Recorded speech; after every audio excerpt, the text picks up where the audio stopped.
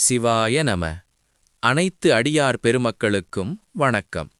இந்த வாக்கு உரையானது கடந்த 29/1/2026 அன்று இலங்கை திருக்கேதீஸ்வரத்தில் நடந்த சிவபுராண கூட்டுப் பிரார்த்தனையில் அகத்தியர் பெருமானால் உரைக்கப்பட்டது.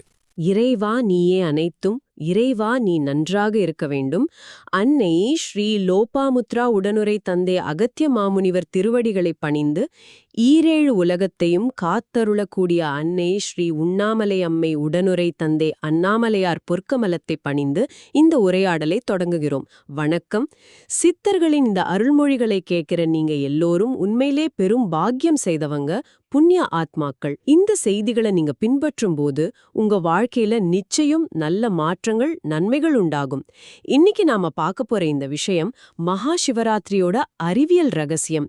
இத கேட்கறது மூலமா உங்களுக்கு உடல் புத்துணர்ச்சி, துன்பங்களிலிருந்து விடுதலை, அப்புறம் உங்க ஆற்றலை எப்படி பன்மடங்கு பெருக்கிக்கிறதுன்னு தெரிஞ்சுக்க போறீங்க.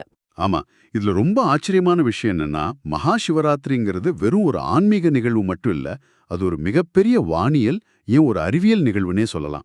இதத்தான் நம்ம சித்தர்கள் ஞானத்தால உணர்ந்து நமக்கு கொடுத்திருக்காங்க.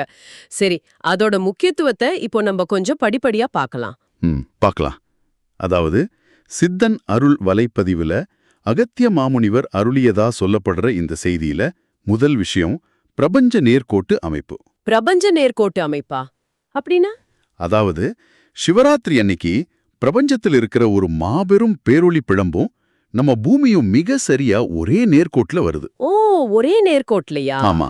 அதனால அந்த பேரொளியோட ஆற்றல் எந்த தடையும் இல்லாம நேரடியா பூமியை வந்தடையுது. சரி, அப்போ அந்த பிரபஞ்ச ஆற்றல் பூமிக்கு வருது. அதுக்கப்புறம் அது எப்படி எல்லா இடத்துக்கும் பரவுது? அதுக்குதான் ரெண்டாவது விஷயம், சுராக் கற்கள். சுராக் கற்களா? அது என்ன புதுசா இருக்கு? ஆமா, பூமிய வந்தடைற இந்த தெய்வீக ஆற்றல் முதல்ல சுராக் கற்கள்னு சொல்லப்படுற தேவ அதிர்வு கொண்ட கற்கள் மேலதான் படுதான். அப்படியா? அங்கிருந்துதான் அந்த ஆற்றல் உலகம் முழுவதுக்கும் பிரதிபலிக்குது, ஒரு ரிஃப்ளெக்டர் மாதிரி. ஓகே, இது ரொம்ப சுவாரஸ்யமா இருக்கு. பிரபஞ்ச ஆற்றல், அப்புறம் அத பரப்புற சுறாக்கற்கள். ஆனா இது எப்படி மனிதர்களுக்கு வந்து சேருது?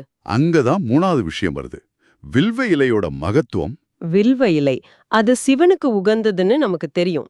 ஆமா, ஆனா இதுல ஒரு அறிவியல் தொடர்பு இருக்குன்னு அந்த குறிப்பு சொல்லுது. சுறாக்கற்கள்ல இருந்து பிரதிபலிக்கிற அந்த தெய்வீக சக்திய உள்வாங்கிற தன்மை வில்வ மரத்துக்கு மட்டும்தான் இருக்கும். அப்போ சிவராத்திரி அன்னைக்கு? ஆமா, சிவராத்திரி அன்னைக்கு இந்த வில்வ இலைகள் பன்மடங்கு சக்திய தனக்குள்ள ஈர்த்து வச்சுக்குது. அதனாலதான் அந்த இலைகளால எல்லாம் வல்ல சிவபெருமானுக்கு அர்ச்சனை செய்யும் போது அந்த அண்டத்தோட ஆற்றல் நேரடியா நமக்குள்ள இறங்குது. அப்போ நாம செய்யற விரதம், வழிபாடு, வில்வ அர்ச்சனை, இது எல்லாமே அந்த பிரபஞ்ச சக்திய நமக்குள் ஈர்த்து கொள்ளும் ஒரு அறிவியல் வழிமுறை, அப்படிதானே? சரியா சொன்னீங்க. இது இயற்கையோட இணைஞ்ச ஒரு பெரிய சக்தி பரிமாற்ற நிகழ்வு. இதுல இன்னும் ஏதாவது குறிப்பு இருக்கா? இருக்கு. நாலாவது விஷயம், இது மனிதர்களுக்கு மட்டும் கிடைக்கிற பலன் இல்ல. ஓ, அப்படியா? ஆமா, இந்த ஆற்றல் மனிதர்களுக்கு உடல் ரீதியான புத்துணர்ச்சியையும் மனத்துயரங்கள்ல இருந்து விடுதலையையும் தருது. அதே நேரத்துல ஆடு போன்ற விலங்குகள் கூட இந்த நேரத்துல அதீத சக்தியை பெறுதுன்னு அந்த குறிப்பு சொல்லுது. ரொம்ப ஆச்சரியமா இருக்கு. அதனால அவற்றுக்கு நாம உணவளித்து மதிக்கிறது மனிதர்களுக்கு இன்னும் உயர்வு தரும். சித்தர்களோட இந்த தெய்வீக செய்தியை நீங்க அறிஞ்சுக்கிட்டதே ஒரு பெரும் பேரு. இந்த ஞானம் உங்களோட மட்டும் நிக்க கூடாது. நிச்சயமா. இது உங்க நண்பர்கள், உறவினர்கள்னு எல்லாருக்கும் வாட்ஸ்அப், ஃபேஸ்புக், இன்ஸ்டாகிராம்னு எல்லா சமூக ஊடகங்கள்லயும் பகிருங்க. இதுக்கு காப்புரிமையெல்லாம் கிடையாது. இதை நீங்க உங்க யூடியூப் சேனல்கள்ல கூட பதிவேற்றலாம். இது எல்லாருக்கும் போய் சேரணும்.